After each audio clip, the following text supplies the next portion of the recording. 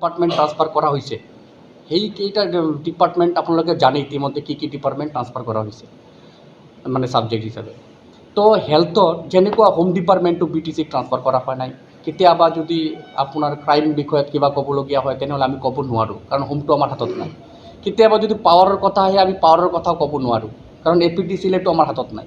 এনেকুৱা হেল্থৰ দুটা, যেহেতু আমাৰ অসম চৰকাৰে হেল্থটো আগৰ পৰা চাই আহিছিল, BTCৰ পৰা কি কৰিছে, হেল্থ ডিপাৰ্টমেণ্টটো আমাক ছাবজেক্ট ট্ৰান্সফাৰ হিচাপে কৰিছে, কিন্তু যিটো আমাৰ চেণ্ট্ৰেল গভৰ্ণমেণ্টে মিছন হিচাপে লৈছে যে হেল্থ ডিপাৰ্টমেণ্টটো ইমান ডাঙৰ, বহুত কাম কৰিব লগা আছে, সেইকাৰণে যেনেকুৱা আমাৰ ভাৰতৰ প্ৰধানমন্ত্ৰী নৰেন্দ্ৰ মোদী ডাঙৰীয়া মিছন হিচাপে লৈছে JJM জল জীৱন মিছন, এনেকুৱা হেল্থ ডিপাৰ্টমেণ্টতে NHM হিচাপে লৈছে, নেশ্যনেল হেল্থ মিছন হিচাপে লৈছে। তো আৰু যিখিনি টকা আমি পাওঁ BTC চৰকাৰ স্বাস্থ্য বিভাগটো মানে স্বাস্থ্য খণ্ডটো উন্নয়ন কৰিবৰ কাৰণে, সেইটো কম লিমিটেড টকা। আৰু আপোনালোকে জানে আমাৰ এই BTCত ইমান চাব চেণ্টাৰ, আৰু BTC ইমান পিছপৰা, ইমান ষ্টেট ডিছপেঞ্চাৰী আছে, ইমান চাব চেণ্টাৰ আছে, ইমান PHC আছে, ইমান মানে মিনি PHC CHC আছে।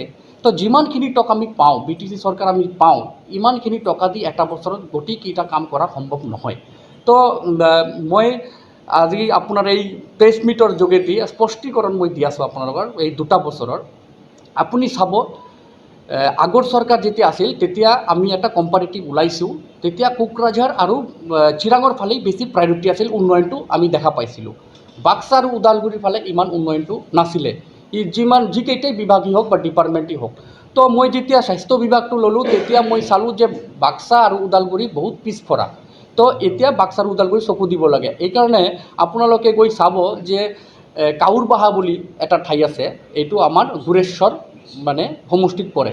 তাতে ইমান ধুনীয়াকৈ PHC এখন নিৰ্মাণ হৈ আছে, ৰাইজে ক'ব লাগিব।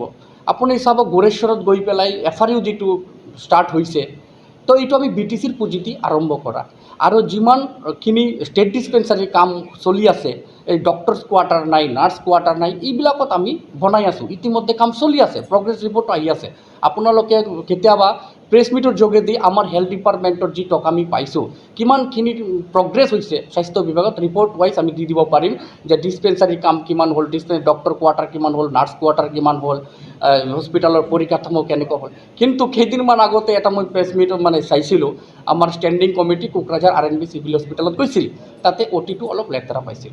মই এটা ভেৰি চিম্পলি কৈ দি আছোঁ, আজি যদি কোনোবা থানাত কোনোবা চাব ইনস্পেক্টৰে কিবা বেয়া কাম কৰিছে বা ভুল হৈছে, সেইকাৰণে আমাৰ মুখ্যমন্ত্ৰী ডাঙৰীয়া জগৰীয়া নহ'ব।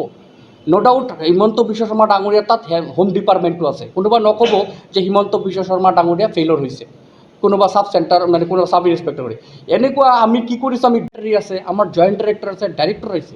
তো কেতিয়াবা যদি OTৰ কিবা প্ৰব্লেম আহিছে, লেতেৰা আছে, কিবা আছে, এইটো সৰু সুৰা মানে ছেক্ৰেটাৰী বা জইণ্ট ডাইৰেক্টৰ লেভেলে এইটো ছল্ভ কৰি দিব পাৰে। কিন্তু সেইটো কাৰণে BTC চৰকাৰ ফেইলৰ হৈছে, হেল্থ ডিপাৰ্টমেণ্টৰ EM ফেইলৰ হৈছে, সেইটো মানে কথা নহয়।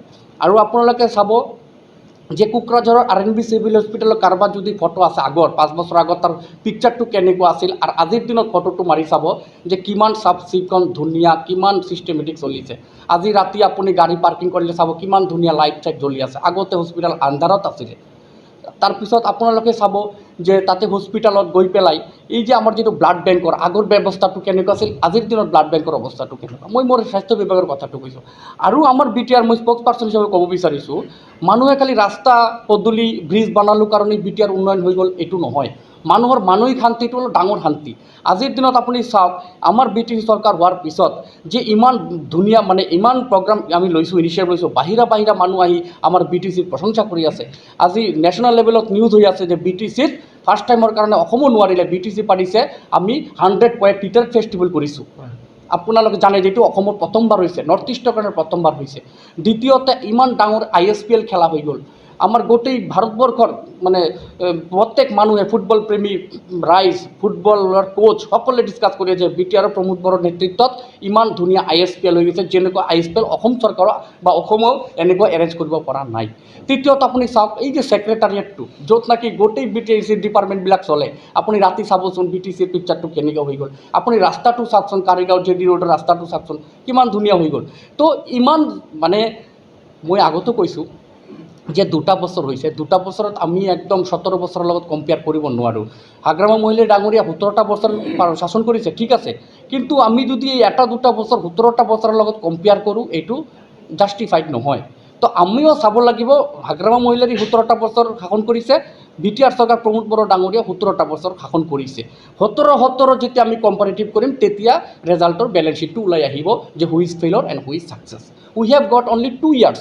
চ' out of 2 years whatever we can do our level best আমি কৰি আছোঁ, কিন্তু 17টা বছৰ লগা নাই। আৰু আপোনালোকে জানিব যে আমাৰ প্ৰমোদ বড়ো ডাঙৰীয়া এনেকুৱা দূৰদৃষ্টি ব্যক্তি যে তেওঁ মানে 5টা বছৰ হাতত পালেই যে BTCৰ মানচিত্ৰটো কেনেকৈ কৰি দিব, এইবিলাক আমি গম পাওঁ, কাৰণ মই EM হিচাপে তেওঁৰ লগত থাকোঁ, গম পাওঁ, চবেই জানো।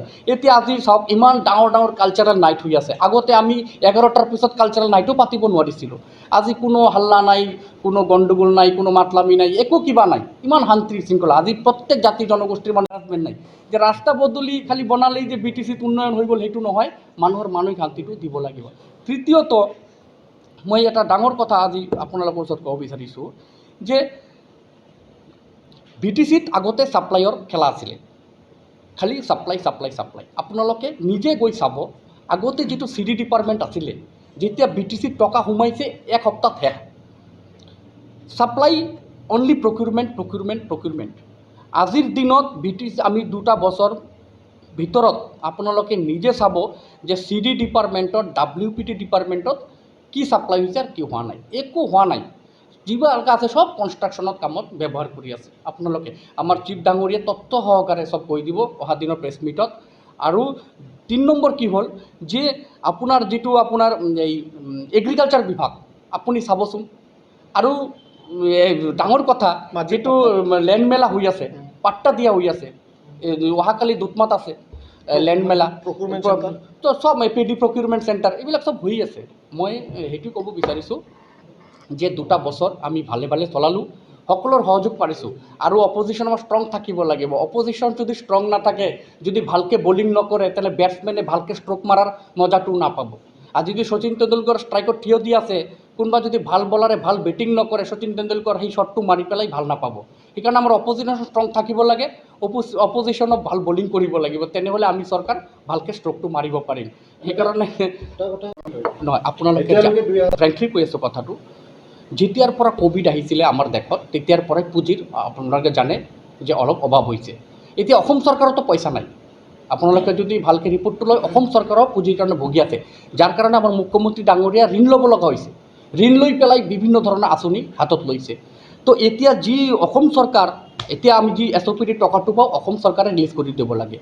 আৰু ইমান দিন টকাৰ অভাৱৰ কাৰণে অসম চৰকাৰে আমাক দিব পৰা নাই, কিন্তু কেইদিনমান আগত কেবিনেট বৈঠক হৈ গ'ল, কেবিনেট সিদ্ধান্ত লৈছে যে টকাটো সোনকালে দিব লাগে। যোৱা বছৰ কিন্তু ইমান দেৰি হোৱা নাছিলে, যোৱা বছৰ আমি সোনকালে পাইছোঁ। এনেকুৱা নহয় যে যোৱা বছৰত দেৰিকৈ পাইছোঁ, এই বেলিও পাই আছোঁ, এনেকুৱা নহয়। যোৱা বছৰ আমি জুন জুলাইতে টকাটো পাই গৈছিলোঁ। কিন্তু যি পুঁজিৰ অভাৱ চলি আছে, অসম চৰকাৰৰ ৰেভিনিউ কমি গৈছে, আৰু অসম চৰকাৰে যি ঋণত ভুগি আছে, সেইকাৰণে তেওঁলোকৰ ছিষ্টেমত অলপ প্ৰব্লেম হৈ আছে, কাৰণে আমাৰ অলপ দেৰি হ'ল। আদাৰৱাইজ একো নহয়। তো যিহেতু আমি প্ৰজেক্ট আমি চালোঁ, মানে ৰানিং হৈ আছে, স্মুথ ফাংচনিং হৈ আছে, পুঁজি আহিব, এজ পাৰ প্ৰগ্ৰেছ ৰিপৰ্ট আমি মানে পে'মেণ্টটো কৰি দিম।